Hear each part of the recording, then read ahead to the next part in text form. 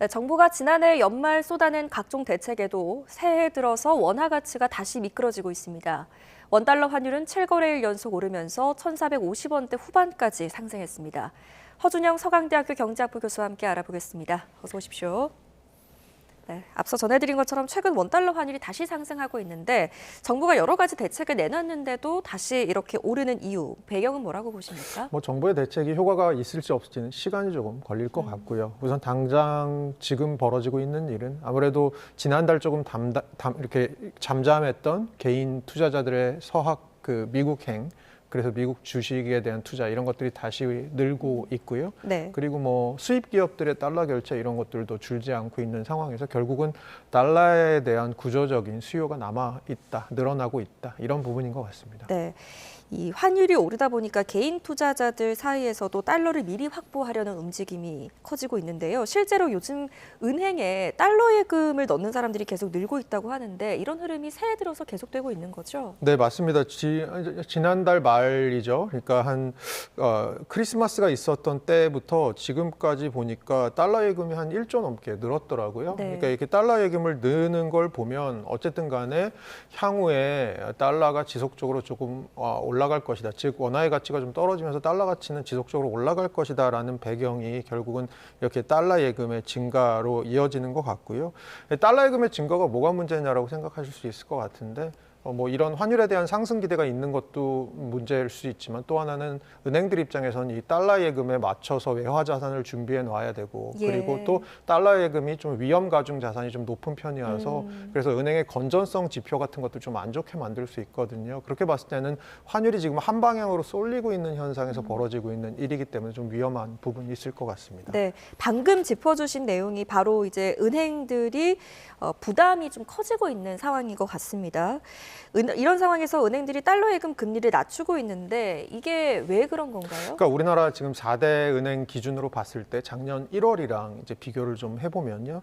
1년 사이에 이 달러 정기 예금에 대한 예금 금리가 한 0.7에서 0.8%포인트 지금 낮아진 상황입니다. 예. 아무래도 은행 입장에서는 이 달러 예금이 지금 제가 드린 것처럼 한편으로는 은행의 건전성 문제에 있어서 부담이 될 수 있는 부분이 있기 때문에 그리고 전체적인 거시적인 관점에서 우리 아까의 꼭지에도 나왔지만 원달러 환율을 눌러놓으면 다시 올라오고 눌러놓으면 다시 올라오고 그런 흐름이 이어지고 있기 때문에 이런 것들에 대한 영향 그리고 이런 것들을 좀 방지하기 위한 영향으로 아무래도 달러 예금에 대한 금리를 낮춰서 예금자들에게 조금 달러 예금을 한 인센티브를 좀 낮추려고 하는 그런 방향인 것 같습니다. 네.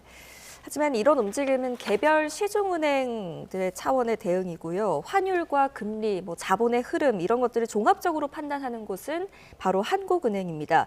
이번 주에 열리는 올해 첫 한국은행의 금통위, 고환율 상황이 기준금리 결정에 어떤 영향을 미치게 될까요? 최근에 한국은행이 이제 올해 통화 정책 그리고 신용 정책을 어떻게 운영하겠다 이런 운영 방향을 내놨는데요. 그 방향을 잘 열어보면 두 가지 걱정을 하고 있습니다. 작년에는 그 두 가지 걱정 중에 뭐가 좀 더 많았냐면 수도권 중심으로 아파트 가격이 너무 빠르게 상승하고 있고 그에 따라서 가계대출 같은 것들의 증가세가 조금 우려스럽다 이런 거였다면 최근 들어서는 환율이 계속해서 아까 말씀드린 것처럼 고환율이 지속되는 상황에서 정부가 지난달 중순에 한번 개입을 조금 한 것 같은데 그랬다가 환율이 한 50원 빠졌다가 조금 지나니까 다시 올라오는 거예요. 어떻게 봤을 때는 환율 측면에서도 지금 한국은행이 쉽게 금리를 내리기가 어려운 방향이다라고 하고 있고요.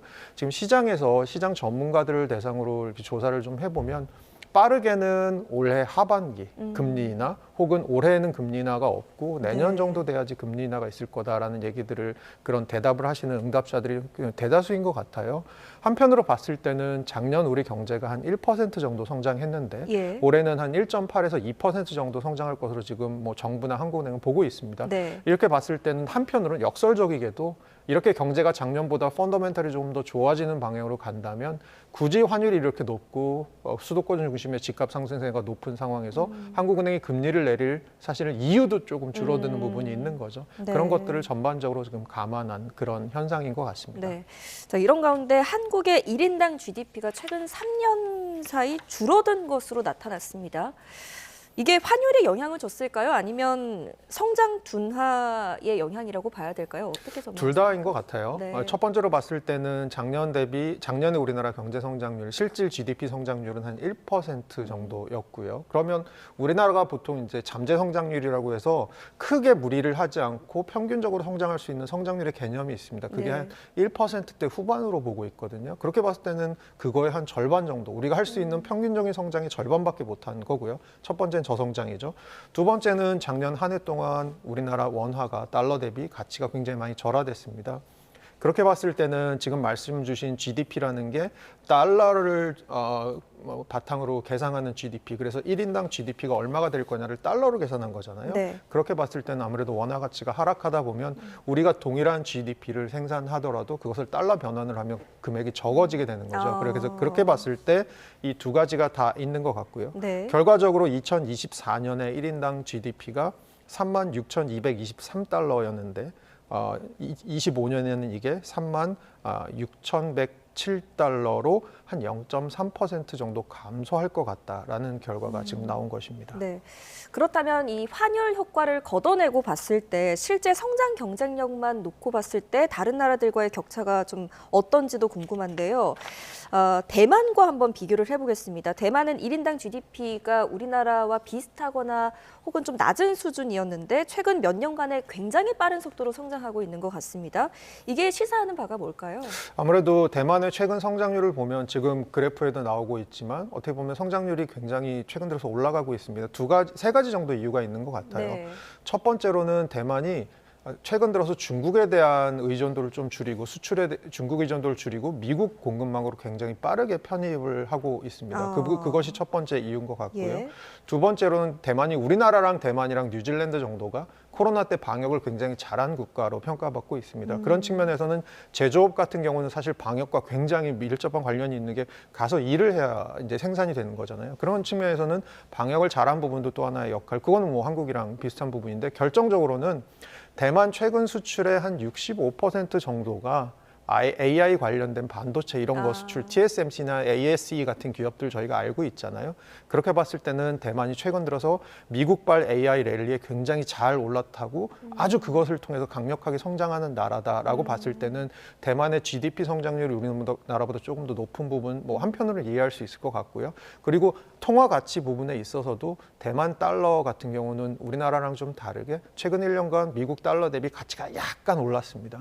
그렇게 봤을 때는 아무래도 두 가지 측면 다, 성장의 측면 그리고 환율의 측면에서 둘 다 우리보다 좀 유리한 입장. 그래서 대만 같은 경우는 사실 2026년 올해 1인당 GDP가 처음으로 4만 달러가 넘을 것으로 예측이 되는 그런 상황입니다. 네, 성장 측면에서 봤을 때 대만은 말씀하신 것처럼 한 분야에서 선택과 집중을 하면서 세계 최고의 어떤 경쟁력을 갖추게 된 거고, 우리나라 같은 경우는 성장 동력이 좀 분산됐다 이렇게 분석할 수도 있을까요? 근데 뭐든지 저희 계란은 어떻죠? 나눠 담으라고 얘기를 하죠. 네. 사실은 반도체라고 하는 게 좋을 때는 굉장히 좋습니다. 하지만 반도체 산업의 단점 중에 하나는 스윙이 굉장히 큽니다. 네. 안 좋을 때도 굉장히 안 좋습니다. 그렇게 봤을 때는 저희 최근 들어서 베네수엘라 얘기 많이 하잖아요. 예. 베네수엘라의 문제가 뭘까요라고 생각하면 뭐 복지의 과잉 여러 가지가 있지만 저는 근본적으로는 너무 석유 의존도가 크다라는 그렇죠. 겁니다. 너무 예. 한 산업의 의존을 크게 하는 건 좋을 땐 아주 좋을 수 있지만 안 좋을 땐 또 굉장히 안 좋을 수 있거든요. 그런 측면에서는 저도 우리나라에 대해서 최근 들어서 생각하는 것 중에 하나는 그런 것 같아요. 성장 동력에 대한 얘기가 많이 나오는데 주로 AI, 반도체 이런 얘기입니다. 네. 그것도 중요하지만 우리나라가 지금 미국의 관세 정책으로 인해서 중국의 기술력 발전으로 인해서 일시적으로 좀 어려움을 겪고 있는 하지만 원래 잘하던 다른 산업들도 있잖아요. 예. 그런 부분들에 대해서 저는 골고루 성장 엔진의 점검이 필요하지 않을까 생각하고 있습니다. 네, 이런 가운데 어찌됐건 대만과 격차가 또 이렇게 누적되는 분석들이 나오다 보니까 단기적인 경기 부진을 넘어서서 한국 경제가 좀 구조적인 저성장 국면에 들어선 거 아니냐 이런 지적이 나오는데 어떻게 보십니까? 그러니까 저도 사실 저성장 우리나라 같은 경우는 OECD에서 최근에 나온 자료가 굉장히 뼈아픈데요. 네. 최근 30년간 아까 말씀드린 경제 잠재 성장률, 그 경제가 평균적으로 무리하지 않고 성장할 수 있는 성장률이 OECD 국가 중에 제일 많이 빠진 나라입니다. 거의 네. 우리나라랑 칠레 정도가 가장 많이 빠졌는데 칠레보다도 우리나라가 잠재 성장률이 더 많이 빠졌더라고요. 그 얘기는 무슨 얘기냐 하면 성장 동력이 아주 빠르게 식고 있다라는 겁니다. 그런 측면에서는 저희가 방금 전 질문에서 얘기했던 것처럼 이 성장 동력에 대한 재점검이 필요하고 정부에서도 지금 이걸 하겠다라는 거죠. 올해가 뭔가 반등의 원년으로 삼겠다라는 거잖아요. 하지만 상황은 녹록치 않다라는 거고요. 그리고 그 상황이 녹록치 않은 데 대해서 단기적으로는 뭐 반도체나 AI 지금 잘 되고 있으니까 이거 하는 거 중요할 것 같습니다. 특히 AI 같은 경우는 중장기적으로 밀리게 되면 전 세계적으로 굉장히 경쟁력이 떨어질 가능성이 있죠. 하지만 그것에 너무 우리가 한 계란을 몰아담는 것은 문제가 있지 않나라는 생각이 드는 거죠. 그래서 우리가 잘 아는 다른 산업들 뭐 이런 것들에 대한 점검, 특히 우리나라 내부에서 자영업이나 서비스업 비중이 굉장히 큰데 이런 데 있어서도 어떻게 성장 동력을 좀 찾을 수 있을지 이런 것들에 대한 논의가 최근에 좀 없는 것 같아서 네. 그 부분은 조금 아쉽습니다. 네, 이 수출 산업에서 그래도 좀 이제 그 새로운 돌파구를 찾으려는 움직임이 아예 없는 것 같지는 않습니다. 대표적인 사례가 바로 K푸드인데요. 라면 수출이 사상 처음으로 연간 15억 달러를 넘겼다고 합니다. 이런 배경은 뭐라고 보십니까? 그러니까 아무래도 최근 들어서 라면 업체들이 이 내수로는 한계가 있다. 그러면서 해외로 좀 진출하려고 하는 흐름이 있었고요.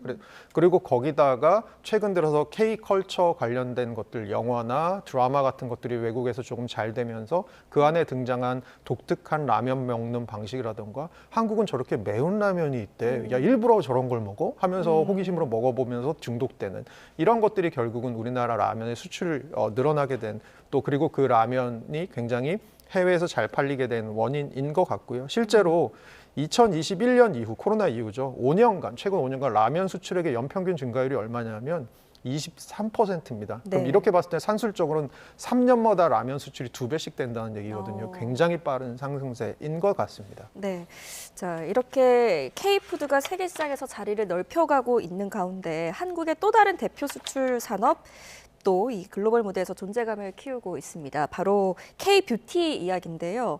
최근 막을 내린 CES에서 K뷰티 테크가 굉장히 이목을 끌었다고 합니다. 어떤 기술들이 있었나요? 그러니까 우리나라가 최근 들어서 화장품 수출이 글로벌 4위까지 올라왔어요. 예. 그래서 굉장히 화장품 수출 많이 한 나라인데 이제는 화장품뿐만이 아니고 화장품과 관련된 기술들까지도 수출을 하게 된다는 거죠. 그게 말씀 주신 K뷰티 테크인데요. 어떤 기술이냐?